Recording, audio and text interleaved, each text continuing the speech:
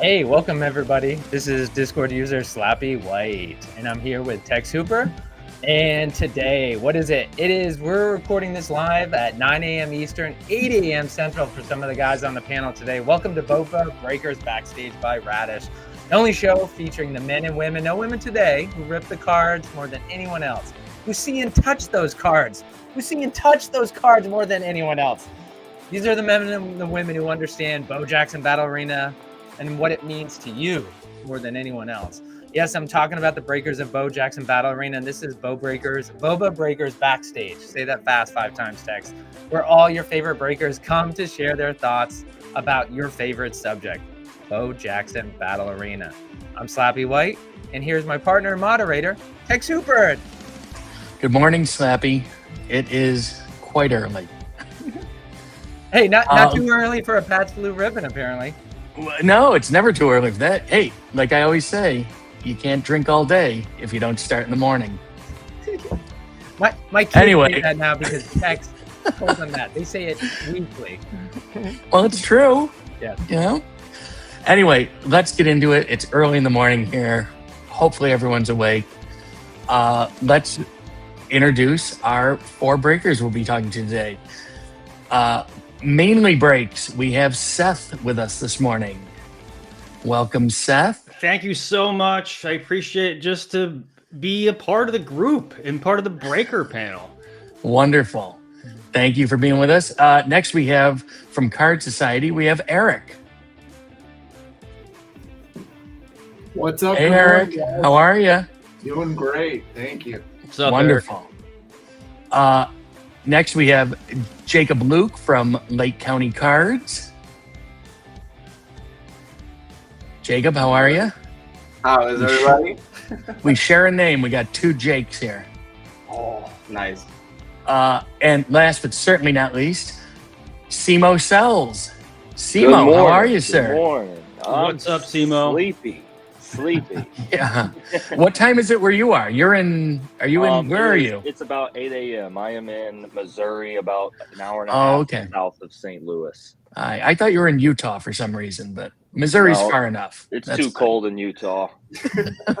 Come to Syracuse. You want cold? No. Yeah. Oh, I didn't know you were. Tex, are you from Syracuse? Yeah. I didn't know that. I just saw Tex and I was assumed that you were in Texas. Wrongly. Yeah. No, common mistake. Yeah, that is yes. Text is confusing. Want to say good morning to everybody who's tuned in right now. We've got a number of people watching live, including J Val. This is being recorded live on Friday, October 24th, just a week out from Halloween. Appreciate you tuning in. Let's talk about breaking formats, Tex. Some of the audience really loves, and some of the audience really loves to hate. Yes, definitely. I think we should start by talking about breaking hot dogs. In the early days of Boba, this was the way it was done. It was breaking hot dogs. It seemed to be the easiest way to do it. But who in here has experienced breaking with hot dogs, doing a hot dog break? So, all right, let's hear from you guys. Eric, what do you think about doing a hot dog break?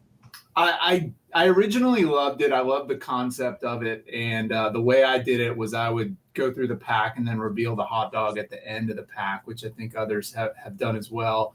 The challenge was there's some hot dogs that don't appear as often as others. And that seemed to be the reoccurring theme. And it just, you had like 10% of the room or 10% of the buyers that were just extremely disappointed, just not getting anything at all. Or possibly getting 1 pack out of, the case or whatever it might be. So it's a lot of fun. I think the concept is fun.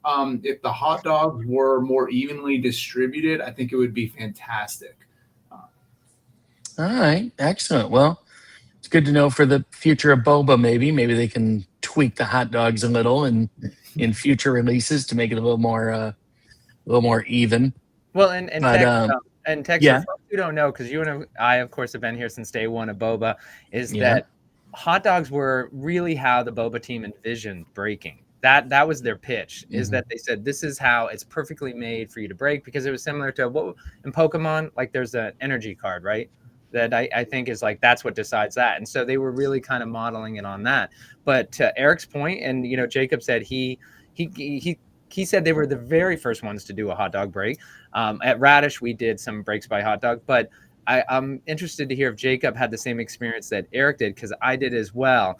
I know that I think SubHub was doing breaks. SubHub went to 10 spots of 3 hot dogs each because the coalition was off. And so it's interesting because we know it was their first time going through the factory, right? They're manufacturing a whole new card game for the first time. People have never done it before. They're relying on the expertise of the manufacturers, but it does make you wonder, right, Eric? Was a coalition not a focus? Which I don't blame them. Collating the hot dogs is the last thing I'd worry about with that boba alpha set. But do you think, Jacob, maybe that was the issue, is like they just didn't get the collation right? Yeah, I would definitely say collation was rough for some of them. I have my first ever break was a hot dog break. First one that got me into boba. Me and my sister did a hot dog break. We did a jumbo, a hobby, and a booster pack, or booster box, sorry, for our first ever break. So a pretty large break. And Cheddar hit a super, all 3 autos, 2 of the oranges and a blue in oh my God. all of those stuff. Cheddar went to all of them. So only 1 auto went to one of the other packs. Cheddar took home everything else. It was a rough break for anybody else who was in there. Simo, the fact that he remembers Cheddar just tells you all you need to know how horrible he felt about everybody else in that break. Yeah. Cheddar's Yeah.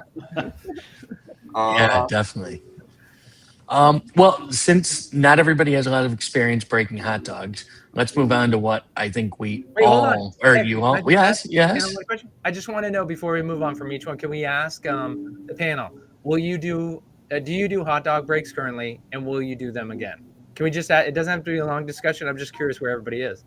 I mean, I've done them as a customer, and I never hit, so I chose not to do them as a breaker. And that's, I don't know if that's right or wrong, but that's kind of why I didn't want to do that. Yeah. It wasn't a great experience. But are we going to have a different amount of hot dogs come Griffey? Because if that's the case, that might change what I decide to do. I think that goes to the collation issue, and I don't think, as far as I know, I don't think the Boba team has addressed that. As far as if the collation will be any different with the hot dogs. Yeah, that's a good question, though, about the hot dogs. If we're going to have that, you know what? I just assumed it as gospel. But that is interesting if they're going to change the 30 hot dogs. Simo, what about you? Hot dog breaks, will you do any in the future? I have not done them, partially because when I started this, I was so new, I had no idea what a hot dog break was. That is the most reason I never do one. I don't see myself doing one just because there is so many other options that have already worked, what I would say for me and my viewership. So I don't see myself doing it, but if it turned out hot dogs were more sporadic and there was more, I'd give it a shot. You're like Hawkman, never say never. Yeah. I mean, if the people want it, if that's what they request, I'd be happy to do a hot dog. Especially with 30. I think 30 is a great number of spots. So if, in Griffey, there's 30 different hot dogs, I think that's a perfect number of spots for a break to where the price isn't too high and you feel like you're getting some value out of it as well. Now, sorry, go ahead, Tex. With the alpha breaks that have been happening, for those of you that have broken alpha, I know that the hot dogs play a big role in the alpha breaks. How have you found the collation in alpha with the hot dogs? Is it weighted certain hot dogs more than others? Have you noticed? I haven't been fortunate enough to get my hands on alpha. Yeah. Oh, okay. Yeah. I mean, I've only ripped alpha once, and that was 6 boosters with the blast break that I did. And it felt the same way, especially when I was packing. It was like, this has a decent stack. This one has one. Kind of the same way, in my opinion. But that was only one break, so. Right. Now, Eric, you have a lot of experience doing hero breaks, right? Can you explain to us what exactly a hero break is? Yeah, so a couple different options you can do with hero. One is random, where you have a list of heroes and it's completely random break where people are bidding on the next auction, and whoever wins that auction, the wheel spins and whatever hero pops up that is yours for the break. The other option is pick your hero, which has become, I think, more popular now, and it gives a lot more value, I think, to the person buying, because you actually choose who you want to bid on. You can choose how high you want to go on that particular hero. And then there's also, the combined hero option, which I think is even better, to where you combine 2 to 3 heroes together. So you have a chase or somebody who signs in the product combined with somebody who maybe appears more frequently. So that way that person they'll feel like they're getting a lot more, but they also have the ability to chase, the more exclusive, more rare hits as well. Excellent. Does anybody else have any thoughts on hero breaking? Yeah, Tex, I'll add real quick. I moved to doing mostly hero breaks, and that was just because being in other breaks as a participant and customer, people seem to really like those. And it gives you options, like Eric said. You could group feature, non-feature. You can do squads, so you can do groups of 3. I found we've started doing groups of 2, and it allows you to break 2 or 3 boxes. I think sometimes if you did, from my perspective, if you did all heroes, single auctions for each hero, you'd have to do more than one box. It's just, from my perspective, just a better chance to hit something. And also, it's a lot of work. Like the back end with sorting. Legit, the first time I did it, I love to hear from you guys. It took me like 5 hours to sort everything, to get it ready. And I'm like, man, this is for the birds, but this is what the people want. So I guess this is what I'm doing. Yeah. That's when you love it, when you're involved with 5-hour shipping and packing. Post office appreciates you guys. I just want to share something. As I reached out to a member of the team to ask them about the hot dogs, and apparently this was said on a stream once, but as you guys know from this panel here, there's a lot of great streams going on. So there are 40 hot dogs in the Griffey set. There are the 30 original and 10 new ones.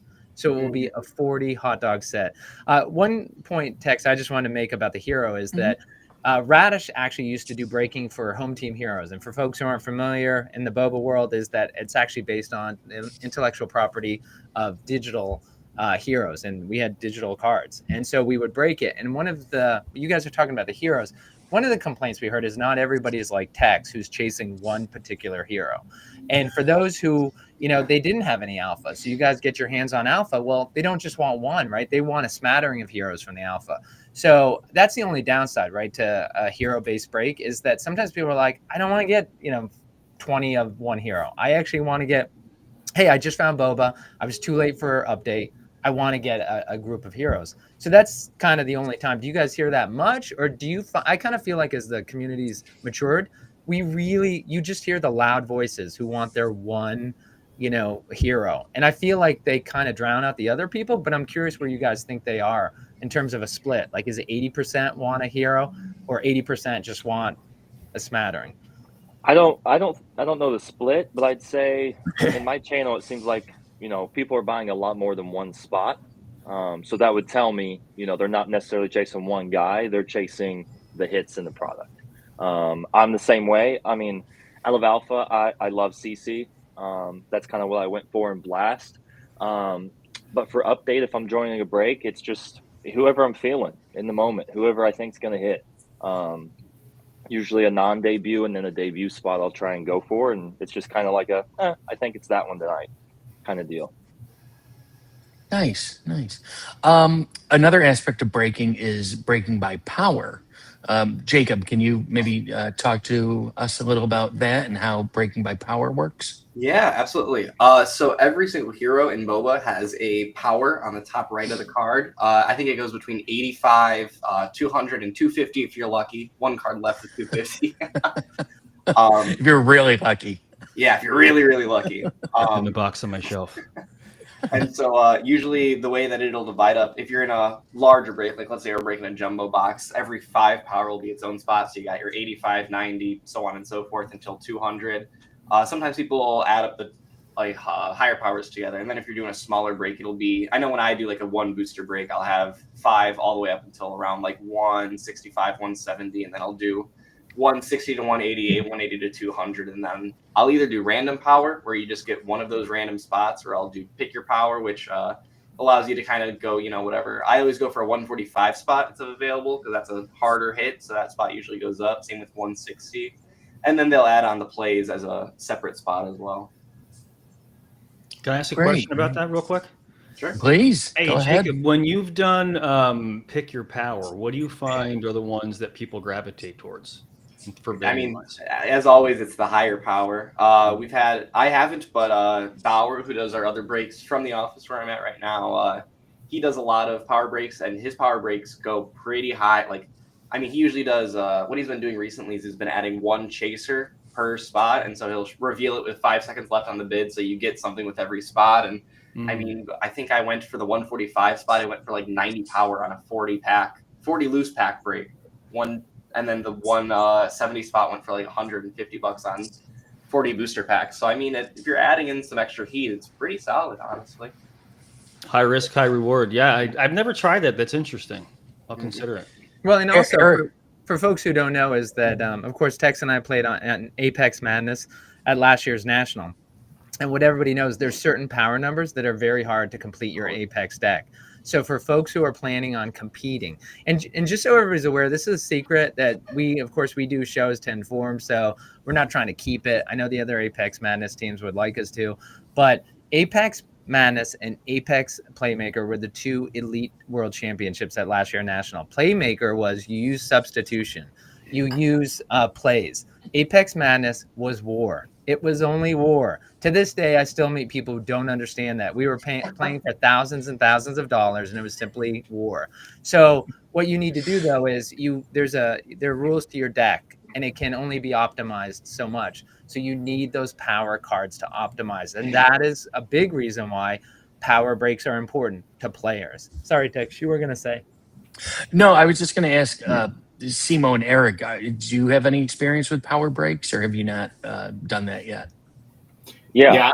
I do power breaks pretty often. Okay. Pretty much a mix between that, hero break, and double hero break, and then one we haven't talked about yet, a digit break.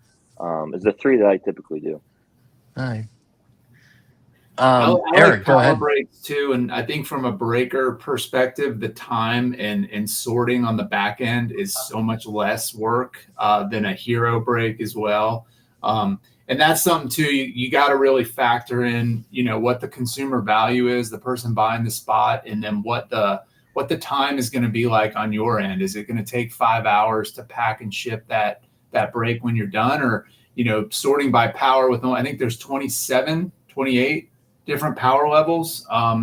That's relatively easy. It's less than a pro sports league break with sports cards. So I thought that was a great concept, and I think we'll see a lot of that in the future. Simo, since you brought it up, can you explain to us what a digi break is?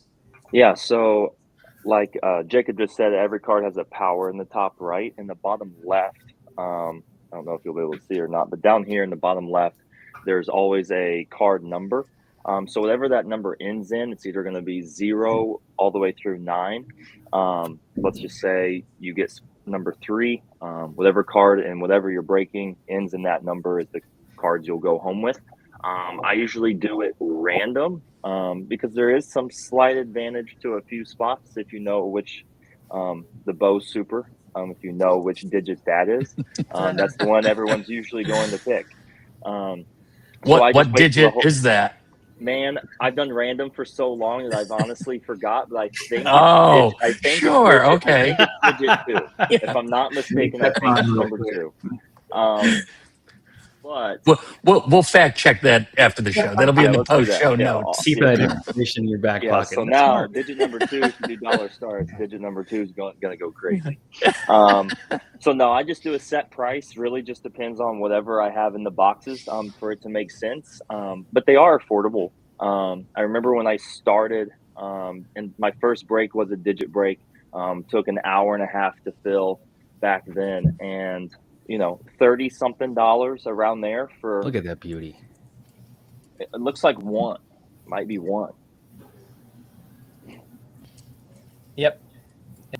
It's one over there on Bojack's. Wow. One for the auto, and then 76 for the non. Yep. 76 or 75. Yep. Sorry, Simo, I didn't interrupt. I just wanted to bring that up. No, you're good. You're good. But I also just want to point out to folks who are watching, you can find this information if you head to play.bowbattlearena.com/cards. We'll put it in here as well, but that's a great way for you to go and look at all the cards. Sorry. No, Simo. you're good. But yeah, I just do, a set spot that hopefully makes sense to the buyer and to me. And then once the break fills completely, I just do a randomized wheel. And the order that you bought, that's the order that the spins go to. So the last person that bought gets whatever's left, pretty much. Excellent. Has anybody else done digi breaks? I've hung out in Simo's break and done them as a customer. I remember that first one, Simo. Man, That was fun though. We had a small group, all the OGs, the names that you guys would recognize. But yeah, that was fun. But I'd say hit wise, it shares pretty well. Yeah. At the end of the day, if you do a hero break and it's small, you might not even get a base card. At least with this, you're going home with something. Even if it's just base, at least you're going home with something. Is that anything any of you guys would try in the future? Oh yeah, for sure. On smaller breaks and everything, especially. Mhm. I mean, I've had good luck with digi breaks, so I think I've gotten like 5 of my freak shows out of Simo digi breaks. So I tried one yesterday, which is pretty much the first time I tried it for a long time, just because with box prices going up, that means digit prices have to go up. And when there's only a few spots, 10 spots total, that can get pretty pricey. But it seemed to go well yesterday. I mean, it filled super fast. I think people see the value, though, that they are going to get something out of the box. So that's a plus. But yeah, I remember when we started, it was around $30, maybe a little less, which is, very affordable to get, our hands on a decent amount of cards out of a box. Mm. Well, and it's an easy way. Eric, to figure out your profit margin. I know there's some people in the community who those breakers are you guys are. I appreciate you guys hiding your mansion, Seth. Thanks for hiding. Your 12-bedroom home that you In Southern Maine. You guys, in there. You guys should see his couch. I believe it's referred to as an estate. Yeah. Right. But so Eric, it's easier. I mean, when you do the digi breaks, is that you can figure out. It's pretty easy to say this is my cost. These are the spots and what they have to average. So the other thing is, Simo, do you ever? Or I guess Simo, I should ask you, because do you set the price or do you always just let it auction? For some reason, I set the price. Well, in the beginning, I had to, or else that would have been very, very bad. Just because I was very new to boba, didn't have a decent sized crowd at all then. So I think just mentally, I always set it just because of what it is. Honestly, yesterday I did a power break with 2 boxes and then just had a digit break in the shop. And I was like, hey, whenever it fills, we'll just go ahead and rip it. So it's something I don't even have to worry about. I just kind of bring it up like, hey, don't forget there's 2 spots left in the digi break. So that's also why it's kind of a set price. I'll be honest, I hadn't heard, Simo, the term digi breaks, and it's I'm lucky because I'm in a group chat with Tex Hooper and Rody, and I'm sure the breakers on the stage have heard the name Rody before, because he's buying in all your breaks. So between Rody was quick to tell us exactly what it was. Oh, he knew what your break was all about. So between Tex and Rody, we can answer any question about what you guys do. So I appreciate their degen nature. I'll be honest. Whenever I used to do digit breaks, it seemed like there was people that did a different type of digit break, because a lot of people did not like it, at all. It was in Discord even, and I was just like, it seems like it's working over here. I don't really understand. And then I found in my channel that I'm doing it different than the other way, and I have no idea what the other way is, if any of you do. I don't know. Oh, interesting. That is interesting, yeah. Seth, another breaking format is team battles. Do you have experience with that, and can you explain to us what that is? What do you mean exactly with team battle? So, Snappy, how would you describe it? Well, I think Lungta, you were talking about where you did. Oh yeah, I was doing that almost exclusively for a while, and so what I would do was it was basically a pack auction, and I would auction off all the packs. What what I liked about it is after that, I had a wheel where I created these two teams. So I'd actually just have a boba match, and it would just be a war style entry level match. And it was chance. So it would be 5 or 7. You'd play a game, and whichever winning team, I would have a prize. So what I liked about that is someone always got the cards they were getting in their pack. And if they didn't hit, hopefully they hung around, they watched till the end, and then there was a chance they would make the team. And really what I found is not all the strongest players, it wouldn't matter, because you could have a low powered battle foil, and if your team member had some heat, then you would still be able to win a prize. I can't do that anymore. I mean, I guess I'm small enough to where I probably wouldn't get caught unless someone wouldn't tell on me. But because of the rules around and whatnot now, yeah, I couldn't that wouldn't fly. So. Well, yeah, I was just B-Jamps is watching, and he just brought that up in the chat, and I was thinking the same thing. With all the recent rule changes to whatnot to get away from gambling as much as possible, I don't believe those breaks are allowed anymore on whatnot. Not as I read the rules. It's pretty cut and dry. So again, I mean, I got a small viewership. Would I get caught? It's not worth it. Well, so Seth, though, would you ever consider going to? You guys all have following in this. Would you ever consider just streaming it on YouTube and just doing a different format? Like Simo, you mentioned when it fills, it fills. So why not just sell, when it fills, and you're going to take that off? It's like you don't have to give them the fees. You don't have to worry about them coming down hard on you. I know, Jacob, you guys were big on, it's funny, Tex and I were talking about it because you guys were the outlier. You guys were always on, it was eBay, right? Wasn't it? Yeah. Or Fanatics.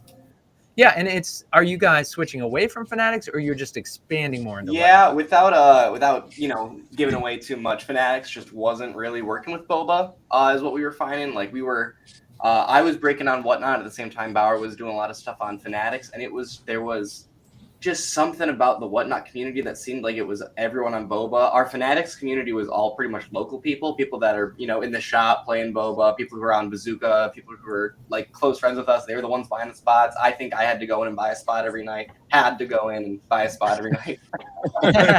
Twist your arm. Yeah. Oh man. So and it was like we were trying hot dog breaks out in there, and it would take like he would start the stream at like 8 p.m. and we'd fill it around midnight, and then you're ripping after that, and you have 3 people in the show the whole time. No one's talking in chat. Like there's just something about the whatnot community that boba is already there, that you have to bring the boba to the people. You can't really move, at least as of right now, since we're such a small community, you can't really move the boba somewhere else because there's just people who don't want to they don't want to migrate yet.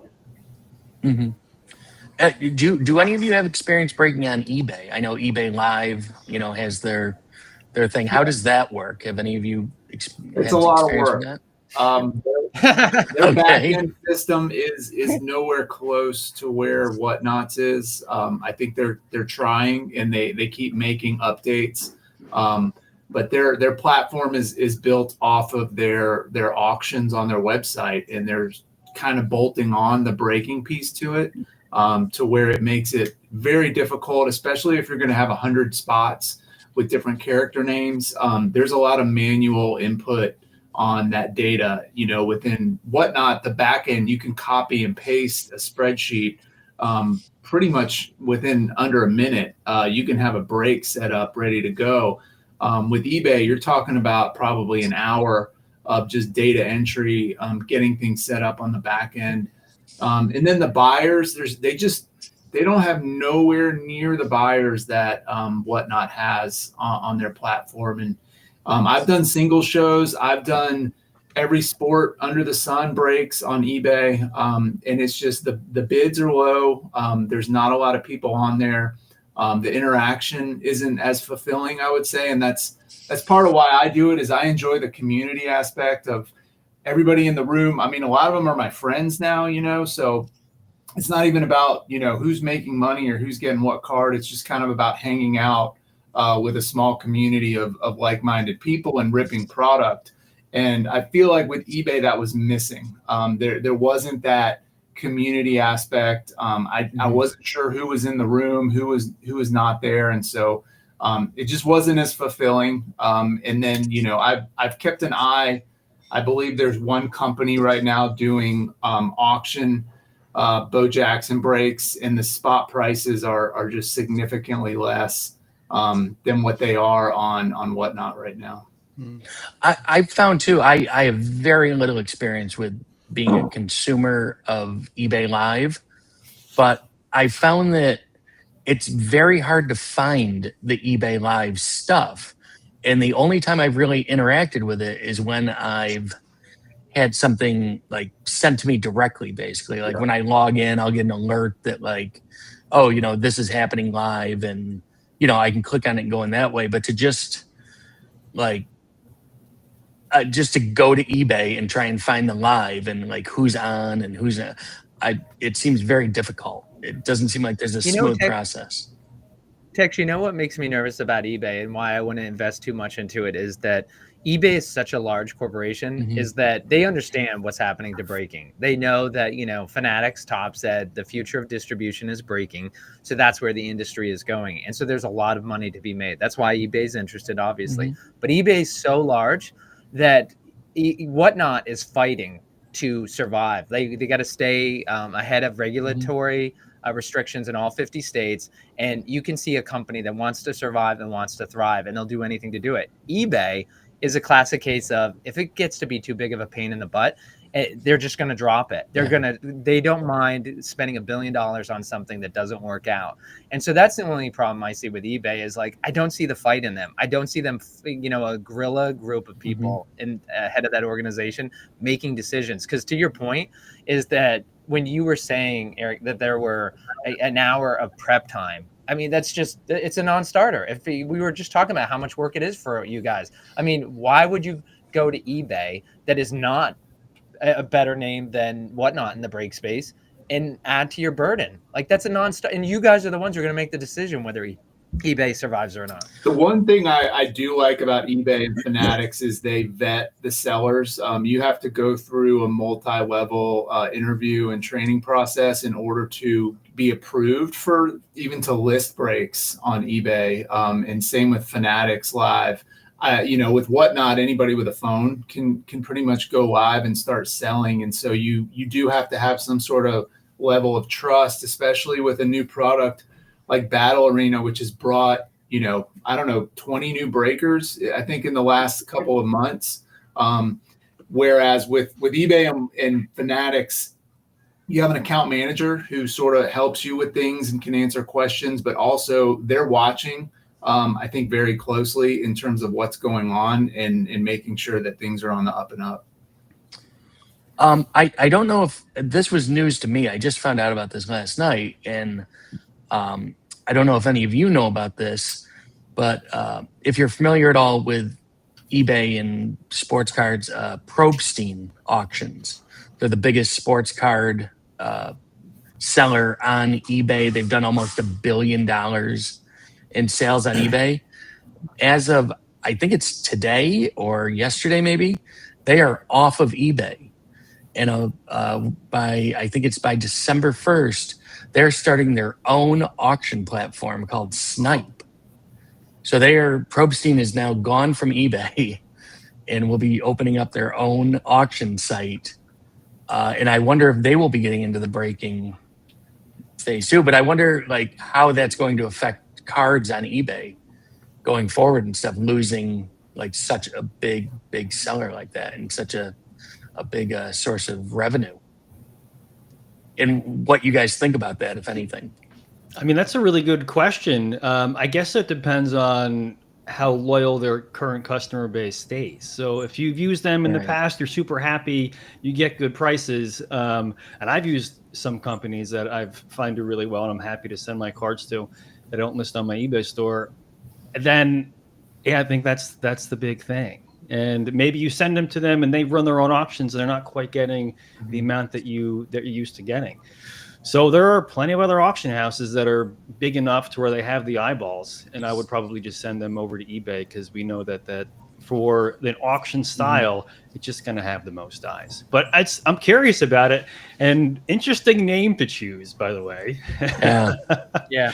Yeah. Well, and it's interesting because they're trying to avoid the fees. I'm sure they did the math and say, hey, we're at such a large volume. Our whatever they negotiate, they're 12, 15%. 15% times that is $500,000. If we invest in a platform, it's worth it for us to take a flyer. But Tex, you can't set up that question without explaining to people your Probstein story. At the National was it 24? I think the 24 National. I had a Lou Alcindor rookie card, like a PSA 8, I think it was, that I was looking to move at the show. And on the last day, I hadn't been able to move it. I hadn't really shopped it around too much. I was familiar with Probstein, and I was walking by his table, and he was sitting there just by himself, just sitting behind his table. Nobody was really around. So I walked up to him, and I, showed him the card. And, I said, are you, any interest in this? And he said, yeah, what are you looking to get? And I said, yeah, I'd like to get $1,000 for it. And he said, oh yeah, I can get you $1,000. And I was like, okay. He's like, yeah, I'll take it. It'll be I'll put it up for auction next week. He goes, this will easily get $1,000. I go, okay. And then he just kind of looked at me, and I was like, well, do I get a receipt or anything? And he handed me a card, and he's like, write down your email address. And then he holds the card here. He goes, do you have a phone? And I said, yeah. He goes, take a picture. And he puts my card up next to his head, and he goes, take a picture. He goes, that's your receipt. and I gave him my email address, and I walked away, and a week later, the card was up on his site, and it sold for $1,100. So, but that's my one interaction with Probstein. And that's the man who's now launching a multi-million-dollar enterprise. Yeah, and then I sent him cards since then to sell, and I had some issues after that, but do you still have overall it worked out pretty well. I do. I still have the receipt. Yes. All right. Love to see that one day, Tex. I will post it on the Discord today. We're gonna make up a story about he's like your long lost cousin or something now. Yes, exactly. Well, so Simo, is that if you guys all want to just touch quickly on it, a question for the audience: do any of you stream your Whatnot shows to YouTube while you're live just for more eyeballs? And if not, why not? I don't. There's no reason not to.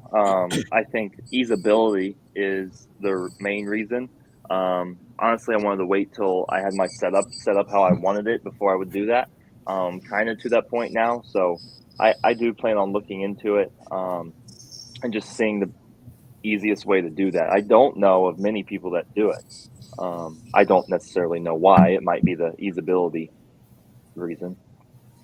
Yeah, I for me, streaming from my dorm room, I think my computer would give out on that dorm Wi-Fi. Otherwise, I'd stream it to a few different places otherwise. But I think once I'm back here, that's something I want to get into is more of that media creation. I filmed a bunch of the reactions to the Blast stuff yesterday, so I want to post those everywhere. I want to post full streams somewhere. I want to really get into that media stuff, especially as someone younger in the hobby. I think I have a lot more of that avenue to post streams on YouTube, post streams on Facebook, do all that kind of fun stuff just to get more eyeballs in it. And Jacob, at National 2 years ago, I met you guys had a social media coordinator for LCC, didn't you? I thought there was a young woman that I met who was 20. I'm pretty sure for LCC when you guys were streaming there. So I was just curious. No, it wasn't your mom. It was definitely. I remember her too. She had a camera. She was going around taking pictures. I wasn't at the National 2 years ago. I had You were only 14, Jacob. You might not remember. Little baby Boba. Yeah. By the way, we want to thank. We're streaming this live right now, and Jacob took time away getting ready for midterms. So we appreciate him being here. It's the man does everything. He does ripping, he does school, and he appears on shows. But Lungta, what about you with streaming on? Great question. She thrifts. I would love to, but I don't have enough followers right now. So this is where I can pimp out my show. I do grade reveals. I want to. The boys do it well. And people seem to love it. I'd like to, but I'm still slowly growing the channel. So yeah, but that's how you do it. How long have you been breaking? 2 months. I just Oh, okay. So you are very brand new. I'm so Okay. new. I just started doing this because I just love Bo Jackson Battle Arena. And you guys Uh-huh. remember when it first came out, outside of Hobby Club, there was no one really doing it that had a lot of passion in my from my perspective. So yeah, we just want to do it, have some fun, and hopefully put out an entertaining product. And I think we're kind of doing that. In Simo, oh, sorry, Sabi. Simo, I was just gonna ask. Hey, Yeah. I was just gonna ask Eric a question about streaming YouTube. I think he's the last one. Oh, Yeah. sorry, yes. Yeah, I have, and I do. All my previous breaks are on there, and I think it's a good way too because it records it under your live streams, so people can go back and watch. Maybe a little bit easier functionality than going into Whatnot and watching that way, but to what we were saying with eBay and text, to your point about finding the break on eBay, I've had a lot of people that they bought into the break, they bookmarked the show, and they can't find it anywhere on the eBay Live app or platform. So they go to YouTube and they actually prefer to watch live that way. So it has worked out very well to do that. That's a good question. Great. Tech, you had a question for Simo? Yeah, Simo, I know you came. I believe you came from the world of sneakers, right? You sold sneakers before this. And Boy, stuff? look at him! Look at him! Does he not look like a guy who's out there who knows everything about the most rare sneakers? It's a sneakerhead. They're referred to as sneakerheads, Grandpa. But you're brand new to breaking boba too, right? Or were you breaking sports cards? Yep. Before I went boba. from I've resold shoes pretty much my entire life. Just live streaming wise, I did it for a short period of time, but I was on eBay and had a big local crowd of people that would want stuff. My mother did Whatnot for time. So I tried shoes for a little bit on there, and it was just weird. Everybody wanted dollar starts, but when you're so new, even in the sports card world, it just doesn't work. And then I did do sports cards. I went in pretty slow, probably 2 years ago. And then within the last year, I decided, okay, I'm going to go in pretty heavy on this. So I was putting up a lot of money, 4 cases, the newer products coming out, or the Jaden Daniels type football cards that everybody wanted in the moment. And it was working, but it was working pretty slow. Then my local card store, who I was pretty connected with and helped me out a lot with just getting cases and things like that at a decent price. They had Battle Arena on their shelf, and he said, you need to check this out. And I was just like, it's on the TCG side. Like, I'm probably not going to check it out. And he was like, buy one and rip it. And I was like, fine, okay. So I bought it. I ripped it. And I was like, this is cool. I was like, the ones without the debut names underneath. I'm like, I have no idea who this is, but it looks cool, you know? And he goes, check it out on Whatnot. And kind of like what Mainly Breaks said, the only one I saw live was Hobby Club. And I was like, well, I mean, they have 100-something people in their room, and they're the only ones doing it. I can get 10, you know, in mine. And so that's how it started. It started pretty much probably a month after Update came out. I started shows with it and stuff, and I mean, it has just exploded since then. I think so many people do sports cards, so someone coming into it new has to be very unique, has to be very, very different and very good, very entertaining, have a great price in order to grow. I just, in all honesty, I got lucky and got in on it early. And it's been you don't amazing. give yourself enough credit, Simo. It's like, no, you're good. And that's something to be said, Texas. That's a good thing though, that there's so many breakers. You're gonna see, which we need a separation in the breakers, because there are a few too many right now who maybe the audience is going to decide what's going to happen. But to your point is, like, everybody here on stage, right? You're bringing something, like, it was great what we saw with Valley Hit, bringing the Willy Wonka, like, it was great. I mean, he sold that. It could have gone corny, and 100% it didn't. It was like, I think anybody who watched it was excited. Tex, there was one other breaking format, and if anybody in the audience wants to bring up a breaking format, but the breaking by weapon, and actually I believe it was Soothing who brought up breaking by weapon, which has anyone broke has anyone seen a break by weapon yet? I haven't. I've considered it. I've talked to Soothing about it as well. I love the idea. Everybody's going to get a hit. It's just kind of Oh, and Simo, can you tell the audience what weapons are there in Bo Jackson Battle Arena? Sorry. so there's steel, ice and fire. There's glow, hex, gum, and super. Um, the only fear is that's all there is, right? So even the digit break with the box prices getting as high as they are, that's 10 spots, and that price is even creeping up. A weapon spot, it's even less, unless you broke it up to ice auto, fire auto, steel base, because there's people that want base. I mean, there's people in my room all the time that says, hey, if anybody doesn't want their base cards, can you please send them to me? So it's something that would sell, obviously not for a high amount, but it would move. So that's my only fear with that, is with the box prices being where they are right now and having, I don't even remember how many that is, 7, 8 weapon types. What would that look like? And would it look like a breaker's just trying to rake someone for money, even though, there's only a few spots? Right. And does anyone else have any experience with doing weapon breaks, or is it anything you'd consider?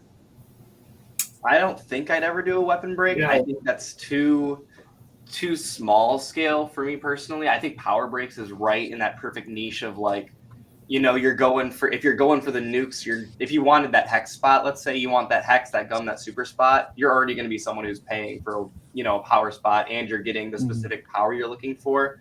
Me and my dad just started building an Apex deck last night, and all we needed is 190 to 195. So if we ever got into a weapon break, I'm going for the hex, the gum, the super spot. But why would I prefer to do that when I could go for a power break and specifically get those 190, 195, that kind of spot? So I think that's kind of my only opposition to that sort of weapon break spot, especially because it's also such a small, there's less people who get in on it. It's less exciting for a vast majority of people, Mm-hmm.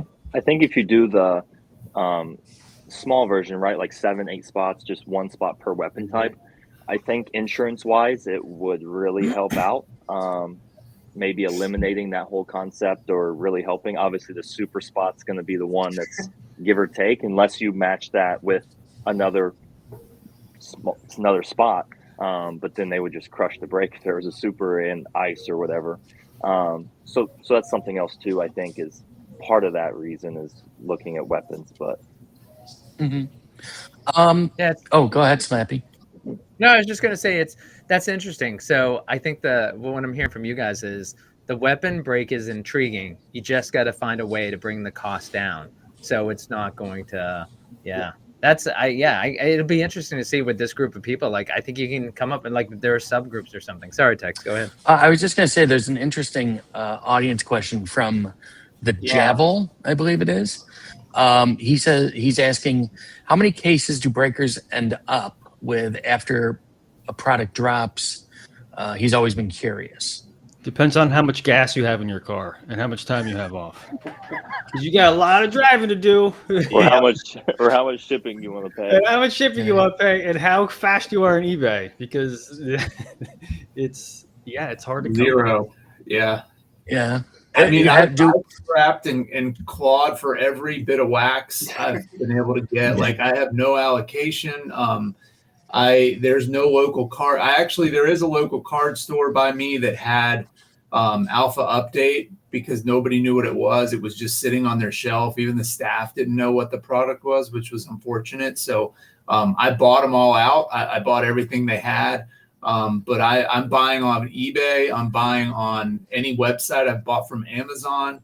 Obviously, you can't find it now, but it is the same way that a consumer would get it, and literally paying the same secondary pricing, which makes almost no profit margin on most types of breaks too. So it's just a hustle game of where can you find it? How many people can you network with to hopefully get more product on the next release as well? Eric, what state are you in? I'm in Georgia. I'm in Atlanta. All right. And now for Jacob, I know it's very different for you because your family runs a large card shop. I get a silver spoon in my mouth with boba. That's that's for sure. Although as of now that I've gotten to a bigger scale, they are having the LCC branding and then the sort of Jacob branding with my own stuff, and so they told me they're not holding anything off for Griffey's set. That everything I want to get, I got to get myself. So I got to set up my little campsite outside of my own store and make sure opening day I buy my own product. So I'm trying to pave my own way a little bit, but I definitely did get a lot of assistance going into it. Well, and it's worth mentioning, Tex. I think, Jacob, you not only have you guys, you're large, you're one of the largest stores in the Midwest, but Lake Country, but also you guys were early. So before this was a guaranteed success, Lake Country took a gamble, and they were big supporters of boba. We were actually that's one thing about.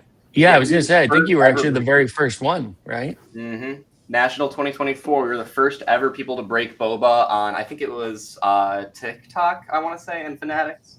So.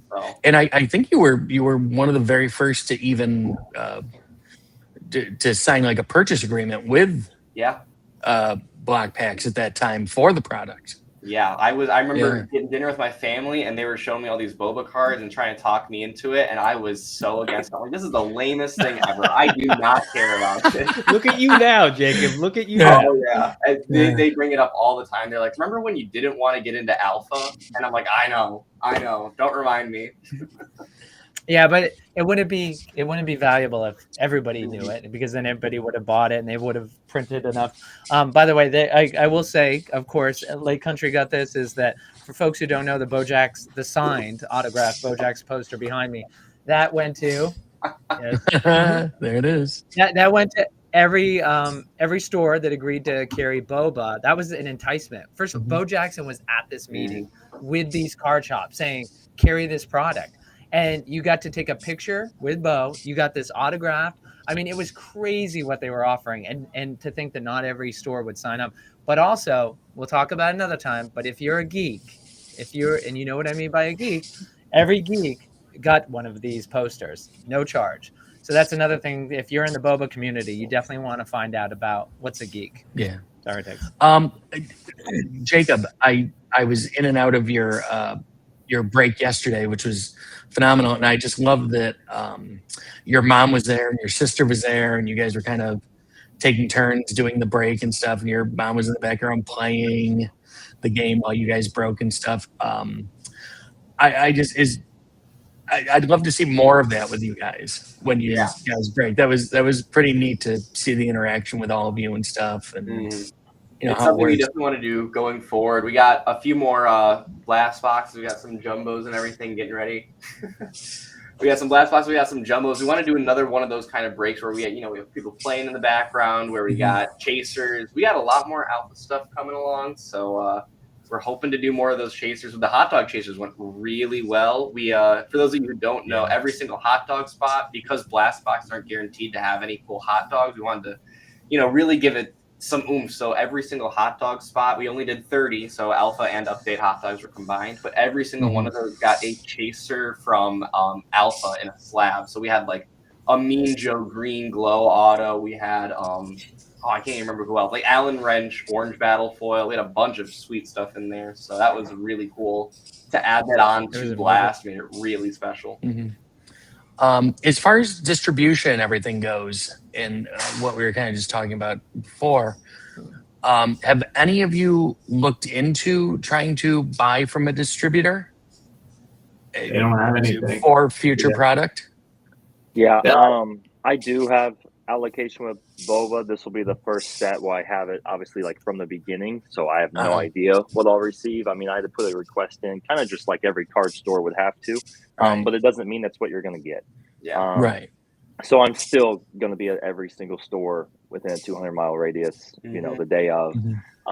But I, like Southern Hobby, I applied for a thing with them, and they even have a breaker section and everything, and I was immediately denied. Like, it was an automated email directly to my to my email. I was like, I would like to know at least why, or like what I need to get to the, like, there was just no information. So that's the only one I've tried. So I have no idea how or what that would even look like. If anyone here has any advice on that, I would love to hear that.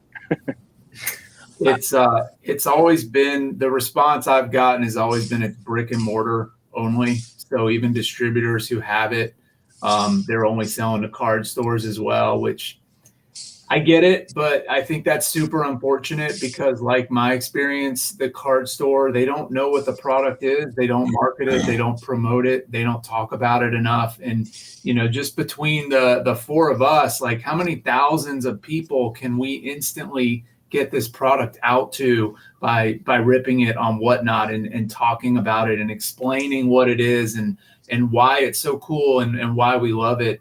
You don't see that same marketing or enthusiasm, I think, from a lot of card stores, and so they don't always do the product justice like a lot of the breakers do on Whatnot.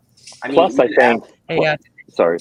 sorry. Plus, I think that would bring people to the local card store, right? Like if the more they saw it or they see it scrolling on their phone, on their couch. I mean, if that was my first time and I saw it and I fell in love with it, I'd be like, I'm going to go 5 minutes down the road and see if they have a box.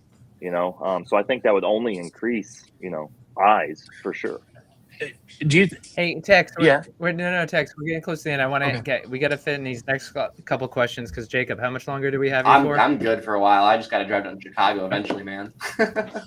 No, that's all. Right, well, we don't want to get. All right, so Tex, you go ahead with your follow-up question, but then I want to get to this question from the audience. I was just going to say one of the appealing things about boba is that it's such a small production run.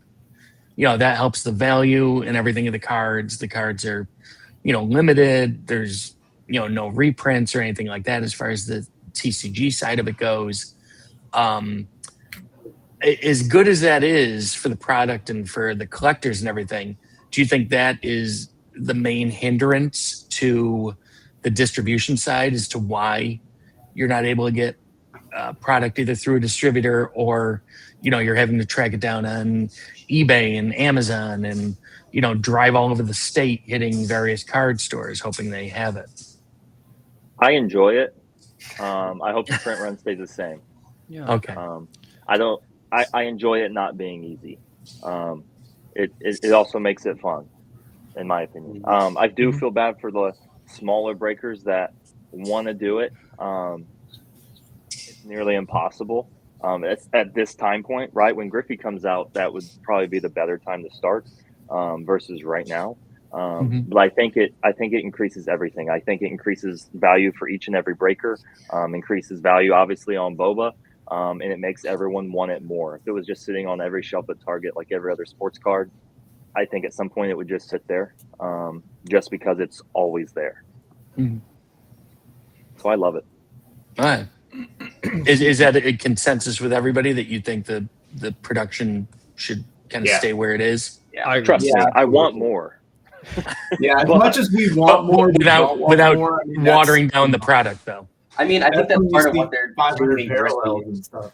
Yeah, adding more parallels will help for sure, and adding in those double megas rather than boosters, that's going to make everything so much more accessible in not only in like tournament play, because before like tournaments you have a sealed booster. That's a lot of buy-in. That's a lot of print run versus a double mega is 10 packs. That's going to be so much more fun to play with in a tournament style for sealed. All right.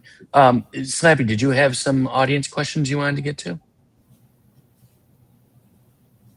So I don't have any experience with this. I'd love to hear you guys. So hold on, Tex does this thing where he doesn't read it, and there are some people who like to drive and listen. So Tex, we like what to am I take missing? care of the vision impaired. So we actually read it out loud. So the question from Big Rob, BRFTW, is I'd like to hear about problems they've had with the product and how the company Boba responded. For example, damaged boxes or cases without an auto or case hit, damaged car. An example is Radish, is that there were in the alpha, there was a known issue where we're talking under the number of boxes, boxes on my hand were impacted, where the hits were not what they were expected to be. And Radish had the distinct pleasure of receiving over half of those boxes in our break. It was so much fun going through I think they were hobby, right? They were a hobby box and not getting an auto, not getting the hits. I was like, you've got 2 low number plays and that was it. But I got to say with Boba is like, first of all, it was again, it's a massive undertaking. Like we just take it for granted, right? That, they're just making cards. Like this is a company that never made cards before. They hit it out of the park, not only with the creativity, not only with the distribution, but in the manufacturing process, the number of mistakes that they encountered is remarkable for a team that never manufactured a card before. And to have the problem with under 10 boxes, and I'm glad that it ended up with Radish. But I will say they absolutely took care of us, and they were great. So that's a great way to set it up for the rest of you and the issues you've had with it. I've seen a few miscuts or whatever, which is awesome to see. So I don't have any issue with that. I've ripped, I have no idea how much, but a very good amount. And I have had one case of boosters that didn't have a green glow. And that is the only thing I've ever had. I've never had a damaged box, never had no auto. That was really the only issue I've ever had. And honestly, I was like, did I do something and mix this case with something? But I opened it on stream, so I know I didn't. But I was just like, I almost thought it was just my fault somehow because I've never seen it. Mm-hmm. Yeah, I've had absolutely zero problems with Battle Arena ripping, and I rip tops and Panini stuff all the time, and almost every product there's something wrong. Either there's supposed to be a hit where there's no hit, or they put something on the checklist and then it appears that card doesn't even exist. Or something's retail only that they then had in hobby. So there's all kinds of issues. That's one of the things I love even more about this product is the fact that there's been absolutely no issues. And then the distribution of hits, I feel like, has been so good. If you're ripping a jumbo and you hit sort of like a lull in the packs to where there's not a whole lot of action coming out, it's coming. Because it's always going to be in there and it always delivers. And, you can rip entire cases of Topps and Panini and completely, get a punch to the face on that. And it doesn't feel good for anybody. So that's what's been beautiful on this from a breaking perspective, as well as somebody who buys into a lot of breaks. Right. Seth, I think, did you have something to say on the previous topic we were talking about, I think, before we moved into this? I may have. I think it was just a quick statement that I'm totally okay with all of the product being at the stores because this should be enjoyed in person. This is a community product. Like, I love the community aspect of us and whatnot hanging out. And I even went to the local comic and card shops in southern Maine and showed them the cards, hoping that they would actually become be part of the distribution, so they would bring it in the stores. So yeah, that's my only point. I hope it stays at the stores, and I hope people get to play in person, and enjoy it there. Yeah, and Tex, that's I wanted to bring up this comment by JVal, and if folks want to, let's talk about the 300-pound gorilla in the room. Would love to see more product for the average person than the breakers. I enjoy ripping something I can use to play a game, and so what's hard is, Seth, you mentioned you got involved because it's really fun. Well, the part that's not fun is when people see you as a greedy breaker and like, why can't people get product? And it's so expensive to be in your breaks. There is a balance, and it's very hard, right? Is that people want to have they want their product. JVal has he shares a feeling that many in the community have. I know JVal, I was speaking with him. He found the product like a year ago. He's going to be heading to Baltimore to play. Like, it sounds like he's going to have an exciting time. But does anybody, and it's okay if you guys don't, does anybody want to address just kind of that issue? You hear it as a breaker, like where people say, why do they have it and I don't? I was going to say, my plan for Griffey right now is to never rip a blaster on stream. I don't want to do that. I want to leave blasters entirely for people who want to get into it. I'm happy to sell blasters. I mean, we're going to sell blasters here at the shop. I'm happy to sell them to people. I'm happy to throw blaster packs into whatever. But I think that, blasters and those double megas that we're talking about, those are going to be amazing to get people into the product, people into whatever. They're going to be at Target. They're going to be at Dick's Sporting Goods. That's going to be amazing to kind of, build that outreach. I really don't want to. I want, as a, now that I'm kind of more of that middle-sized breaker, I would like to just do hobbies and jumbos as much as I can and add in chasers, add in singles, because that's really where I make my best margins. Honestly, being fully honest, I make my best margins on those jumbos and hobbies. And as someone who has bought in, as well as someone who has broken, I always rip any blasters that I can find at Target, that I can find at local game stores, because it just doesn't feel right to throw those into a break. They feel like they're too small scale that it does feel more like I'm just feeding money out of people rather than doing something I enjoy. And so I just want to try and give as many blasters and those retail boxes back to the community to try and get more people in and involved. Excellent. Yeah, I agree, because I love to rip cards as much as anybody, and I do a lot of personal rips myself. So I share that sentiment. It always sucks when you see a massive breaking company with, thousands of cases of a product that you can't have access to. But the way I view it is, if I get my hands on a collector case, I have a couple options. One, I can rip the whole thing myself. Or I can share it with the friends and community, and I choose to share it. I like the experience of opening cards with other people. To Mainly's point about being at a card shop with the community, we don't really have that scene here in Atlanta. There isn't a card shop that has gotten behind this to create that in-person community. So I've been trying to do that online. I've been trying to do that with my followers on Whatnot and the people who are into sports, and sort of convert them into Battle Arena that way, is using breaks as the method, not to make money or profit, but just to get the word of Battle Arena out there. Great. I think we're getting kind of close to the end here, but I would like to address, and Slappy, don't yell at me, because I think, this will be a topic of many later shows. But as we're about a month away from Griffey, I just want to get what are your overall expectations for Griffey, and where is your excitement level? We can't even talk. It's off the charts excitement. The people message me all the time on Whatnot and on eBay, just friends, just how excited everyone is. And I'm just happy to be along for the ride as a part-time guy. Sky's the limit here. This is going to be fun. Yeah. Cannot wait. The amount of text checks I've gotten and seen, just so ready. Like, come on. I have so Jack, sorry, I've replaced the countdown in my phone for my 21st birthday to a countdown to Griffey's set. So that's how my hero for that. Just Nice. Will you be 21 when Griffey comes out? I will not. It'll be about a month afterwards. Oh, okay. All right. I was gonna say we'll send you out some champagne. You can have your you can pop a bottle of champagne for your first Griffey break. Mhm.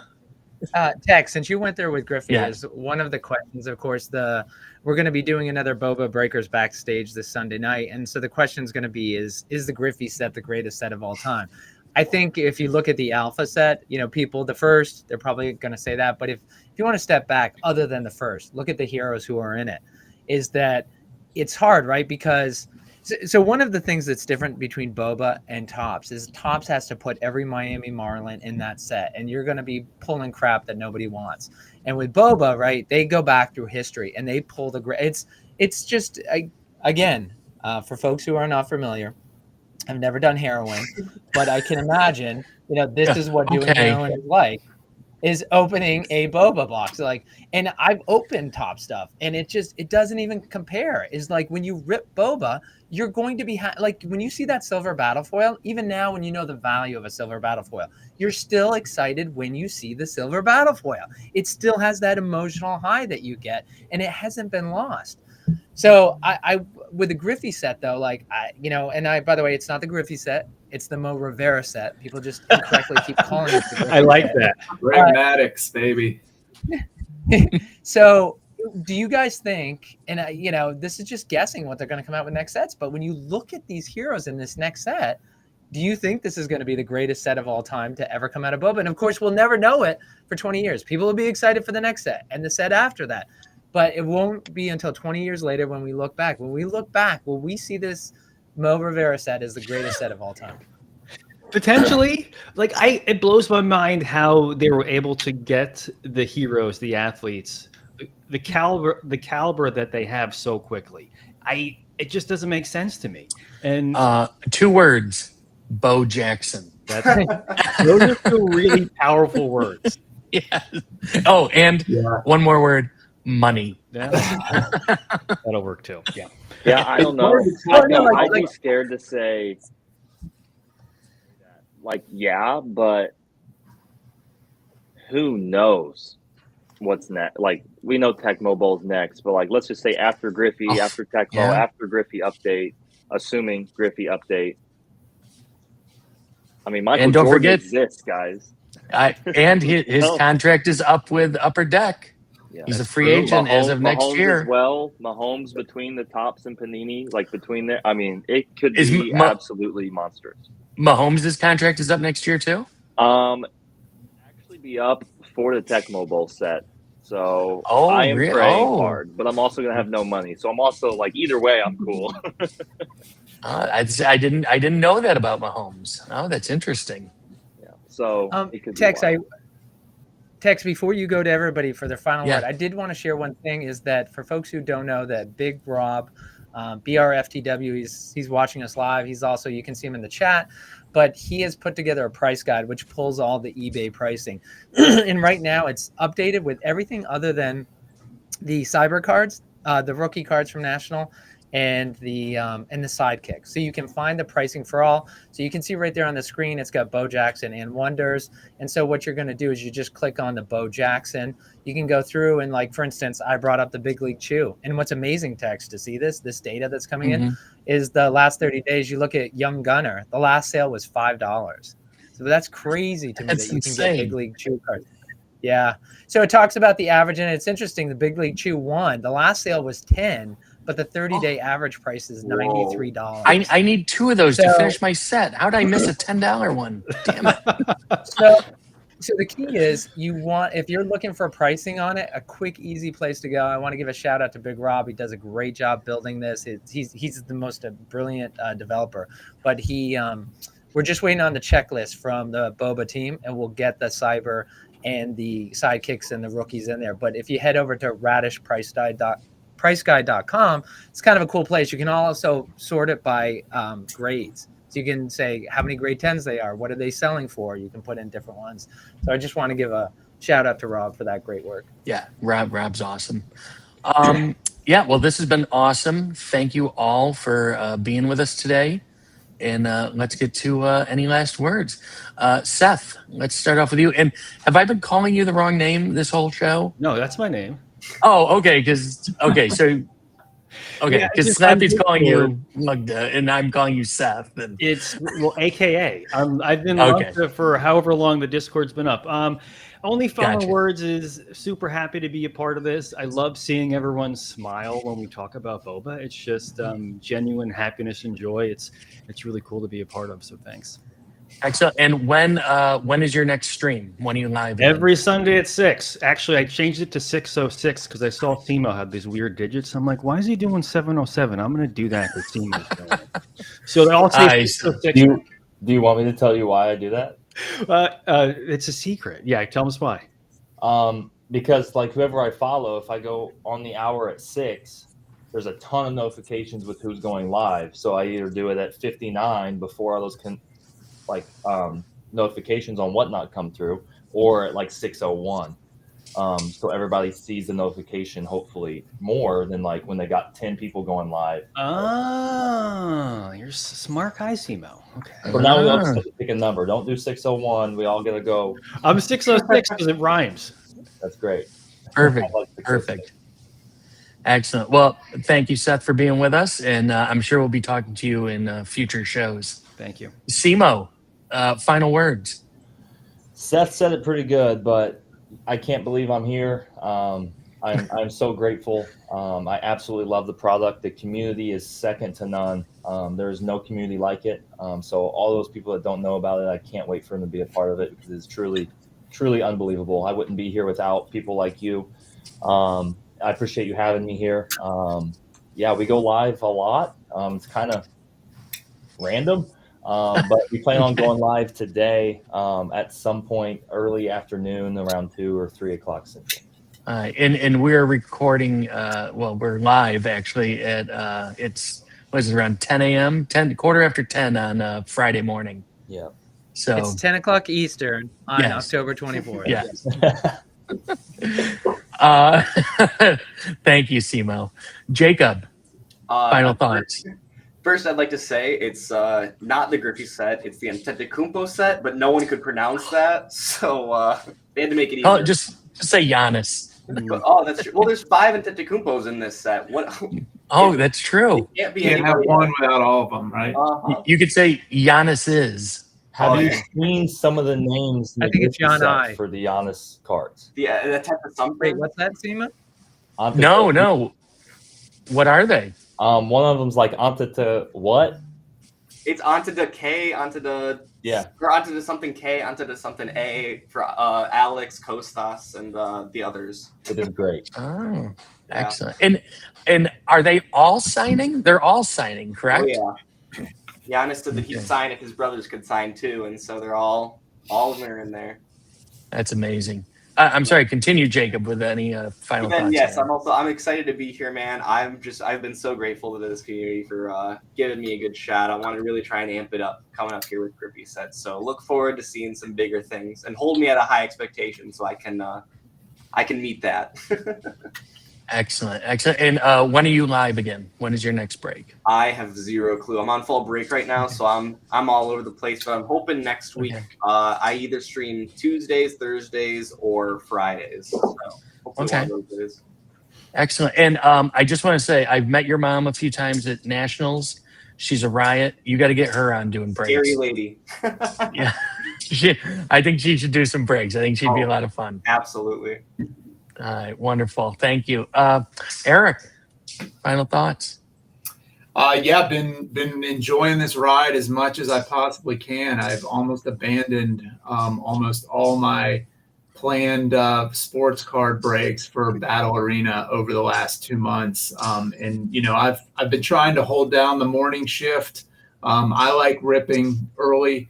So, 9 a.m. sometimes Eastern time. I do a lot of like 11 a.m. Noon shows. So, what better way to burn the hours at work than jumping into a Battle Arena break or just watching it, You don't even have to buy a spot, just hang out. That's the fun part to me is just being with the community and being online together. I had very little product left, so I'm trying to save as much as I can and keep the consistency going until Griffey comes out. But until then, I'll do breaks probably every 1 or 2 weeks. Look for the 11 a.m. Eastern time starts. Excellent. Do you have your next break scheduled or not yet? Next one is next Wednesday. Yeah, a week from so 4 days from now, 5 days from now. Yes, sir. Math is hard. Excellent. Well, again, I thank everyone for being here and doing this with us. We'll definitely talk to all of you again at some point on these shows. And thank you, Slappy, for putting this all together, being the greatest producer in Radish. And I'm Tex Hooper, and this has been Breakers Back Room, right? What do we call this? Backstage. Boba Breakers Backstage. It's only our second show. Give me a break. We'll be back Sunday night. Sunday night will be our next show.